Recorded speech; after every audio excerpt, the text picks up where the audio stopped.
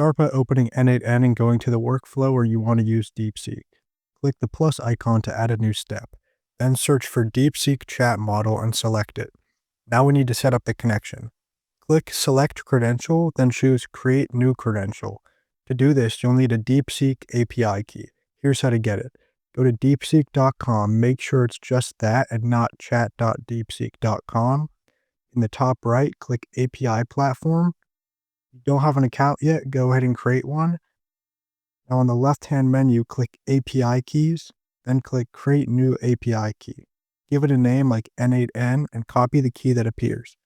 Head back to n8n, paste the key into the credential field, and click Save. If everything is correct, you'll see a connection tested successfully message. Now you can select your preferred model, chat or reasoner, and configure optional settings like frequency, penalty, response format, or any other parameters.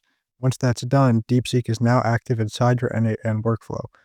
That's it. You're all set to use DeepSeek in your automation.